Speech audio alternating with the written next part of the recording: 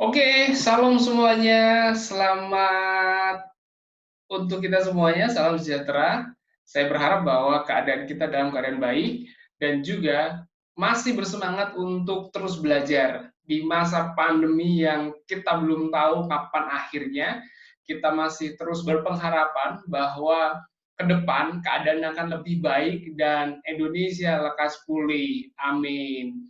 Dan pada saat ini senang sekali saya Andreas Pujiono, sudah pada kenal semua ya, guru mata pelajaran pendidikan agama Kristen di kelas 12 SMA Kristen 1 Metro akan eh, menyampaikan materi tentang demokrasi dan hak asasi manusia.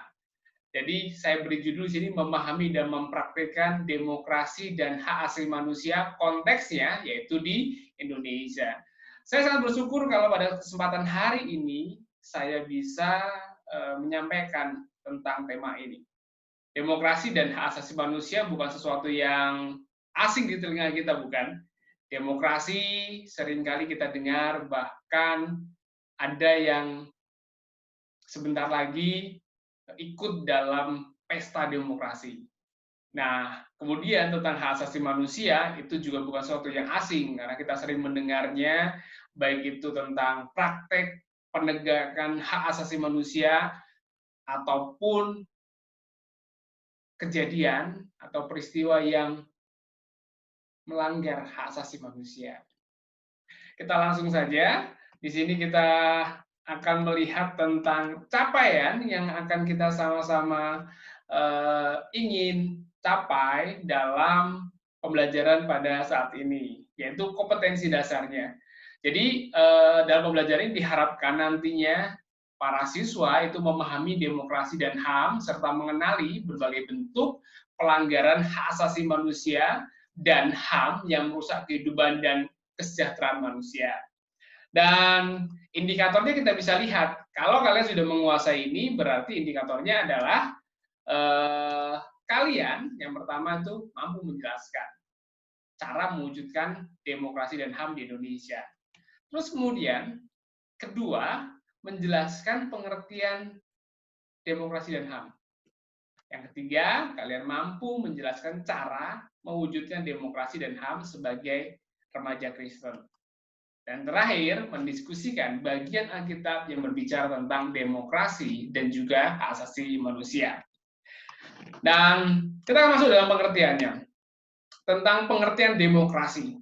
Nah, bicara tentang pengertian demokrasi, tentu yang belajar PPKN sudah pernah mendengarnya atau bahkan sudah mengertinya dengan sangat baik. Nah, demokrasi merupakan sistem pemerintahan di Indonesia, bahkan di hampir banyak negara-negara di dunia.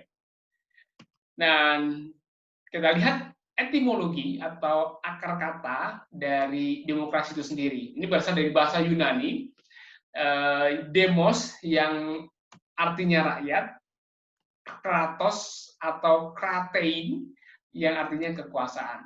Jadi, secara harafiahnya, demokrasi artinya pemerintahan yang bertumbuh pada rakyat, pemerintahan dari, oleh, dan untuk rakyat. Jadi, berbeda dengan sistem pemerintahan seperti kekaisaran, yang keputusan, kebijakan itu diputuskan oleh seorang kaisar atau seorang raja, tapi dalam sistem pemerintahan demokrasi, pemerintah melibatkan rakyat, atau bahkan terbalik nih, rakyat itu menjadi bagian penting dalam mengelola bangsa dan negara. Rakyat adalah yang memegang kedaulatan. Dan itu adalah pengertian dari demokrasi. Nah, sekarang kita lanjut ke pengertian tentang hak asasi manusia. Hak asasi manusia atau seringkali disingkat dengan HAM. Hak asasi manusia adalah hak yang dimiliki oleh setiap orang sebagai ciptaan Allah. Jadi, hak asasi manusia itu berdasarkan pada kesadaran bahwa semua manusia memiliki derajat dan martabat yang sama sebagai makhluk Tuhan. Dan HAM ini berlaku secara universal. Jadi umpamanya di negara manapun, hampir di semua negara atau bahkan di semua negara, di semua tempat, membunuh itu suatu tindakan yang melanggar hak asasi manusia. Mencuri, menindas, memeras, dan sebagainya adalah tindakan yang melanggar hak asasi manusia itu sendiri. Dan HAM itu menyangkut 3 hal. Yang pertama, berkaitan dengan hak warga negara, yaitu bahwa setiap Anda, walaupun Anda minoritas, mayoritas, Anda dari suku mana, Anda dari daerah mana, tapi sebagai warga negara, Anda punya hak untuk hidup dan punya rasa aman. Memiliki privasi, berkeluarga, hak milik pribadi, berpendapat, memeluk, dan melaksanakan kepercayaan atau agamanya. Dan ini adalah hak asasi yang harus dipenuhi oleh pemerintah. Dalam konteks di negara kita adalah pemerintah Indonesia. Pemerintah Indonesia harus benar-benar sungguh-sungguh memenuhi apa yang menjadi hak warga negaranya. Jadi tidak boleh itu orang dipaksa-paksa untuk memeluk kepercayaan satu agama tertentu. Orang tidak boleh itu memberangus atau membuat orang lain tidak punya suara untuk berpendapat, melarang atau membuat orang merasa tidak nyaman dalam kehidupannya, itu adalah sesuatu yang melanggar hak asasi manusia. Nah, kedua, ini yang tentang hak politik. Yaitu seperti berserikat, membentuk partai, memilih dan dipilih. Siapapun kita, dari latar belakang apapun, kita punya kesempatan yang sama dengan warga yang lain, dengan status sosial yang lain untuk dipilih dan memilih. Untuk berkumpul dan berserikat, untuk membentuk partai. Suatu hari nanti kalau kalian sudah dewasa, sudah kuliah, sudah lulus, mau membentuk partai tertentu, silahkan. Jadi memang ini adalah hak asasi manusia dalam konteks hak politik. Oke, kita lanjutkan ke tentang hak ekonomi. Jadi hak ekonomi bicara tentang hak bebas dari kemiskinan. Jadi setiap orang itu bebas untuk bebas dari kemiskinan. Orang-orang yang menghalangi seorang untuk lepas dari kemiskinan atau banyak yang melarang atau membuat orang lain tetap dalam kemiskinannya dengan berbagai upaya yang menguntungkan diri mereka, itu sesuatu yang melanggar hak asasi. Selain itu, hak ekonomi berbicara tentang diterima dalam masyarakat atau bangsa dan untuk menentukan nasibnya sendiri. Dan inilah 3 hal yang berkaitan dengan hak asasi manusia, yaitu hak sebagai warga negara, hak-hak politik, dan juga hak-hak ekonomi. Jadi setiap kita itu bebas untuk menentukan bagaimana nanti kesejahteraan kita di masa yang akan datang. Bagaimana kita terlibat dalam pengurusan pemerintahan kita. Kita bebas untuk hidup dan merasa aman. Setiap pelanggaran HAM itu dituntut dengan undang-undang di negara kita. Nah, kita lanjut ya, tentang demokrasi dan HAM di Alkitab. Kita bicara tentang ini. Yang pertama perlu kita ketahui adalah di Alkitab tidak ada istilah demokrasi dan HAM sebenarnya secara harafiahnya.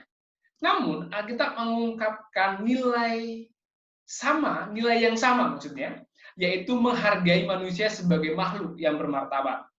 Kita pernah lihat kan tentang manusia yang melukai atau membunuh orang lain, itu dihukum setimpal dengan apa yang mereka lakukan.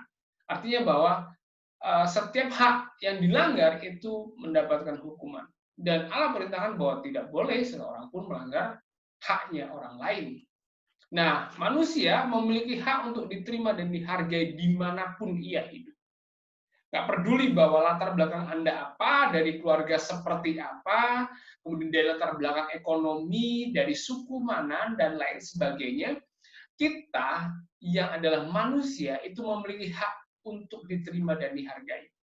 Makanya kalau ada orang asing di tempat kita, nggak peduli latar belakangnya apa, sebagai manusia ya diterima dan dihargai.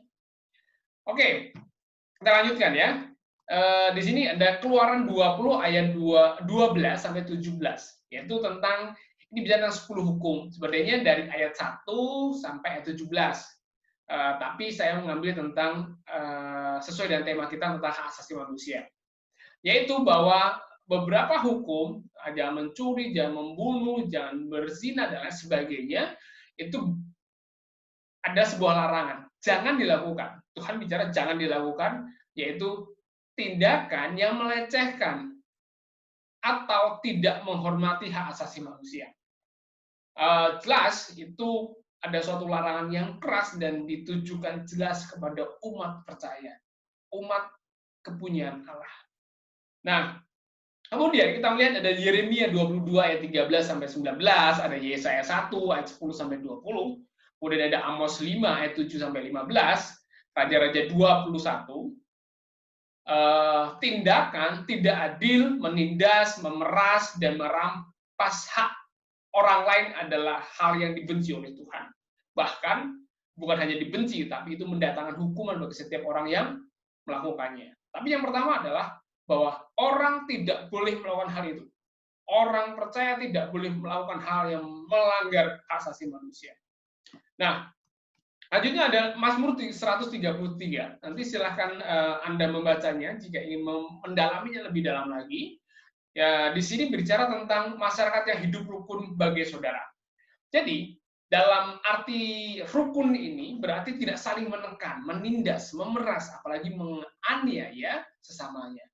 Artinya, kita tidak melakukan sesuatu yang buruk terhadap teman kita. Dan lebih lagi, bahwa kerukunan itu juga didukung oleh suatu tindakan yang baik. Jadi, kalau menghormati itu jelas membuat orang hidupnya rukun. Kalau kita mau menempatkan diri pada posisi kita sendiri, kalau saya nggak mau dicubit, maka saya nggak menyubit orang gitu. Kalau saya nggak mau barang saya dicuri, saya nggak akan nyuri punya orang lain. Jadi intinya bahwa hidup rukun itu saling menghargai dan hidup dalam toleransi yang tinggi. Nah, lanjut. Ini salah satu contoh yang sangat jelas dan seringkali mungkin kita dengar dalam beberapa khotbah atau renungan tentang Raja Ahab dan istrinya Isabel yang membunuh dan merebut ladang milik rakyatnya yang bernama Nabot. Jadi di situ ini tindakan yang sangat-sangat kejam, di mana Ahab itu ingin ladang dari Nabot, tapi Nabot tidak mau membelinya, tapi kemudian istrinya dengan tipu muslihat, dengan rencana busuknya, dia kemudian merencanakan pembunuhan terhadap Nabot, dan kemudian Nabot dibunuh dan dibinasakan, dan kemudian Raja Ahab mengambil alih ladangnya. Tetapi tidak sampai di situ saja, cerita ini kemudian berlanjut pada hukuman Allah yang setimpal terhadap kedua orang ini. Artinya apa? Dalam perspektif Alkitab, bahwa setiap pelanggaran itu, pelanggaran hak asasi manusia, maksudnya, itu adalah sesuatu yang dibenci oleh Tuhan dan akan mendapatkan hukuman dari Tuhan. Nah, ini sudah selesai. Jadi tidak terlalu panjang untuk sesi pertama ini, untuk pemanasan kita untuk belajar kemudian. Nah, saya punya tugas sederhana nih, yaitu tentang demokrasinya, yaitu apa praktik demokrasi selama masa pandemi COVID-19. Nah, tugasnya cukup sederhana. Yang pertama, silahkan cari gambar yang berkaitan dengan praktik demokrasi dan berikan keterangan plus tanggapanmu. Jadi keterangannya apa pada gambar itu dan berikan tanggapanmu.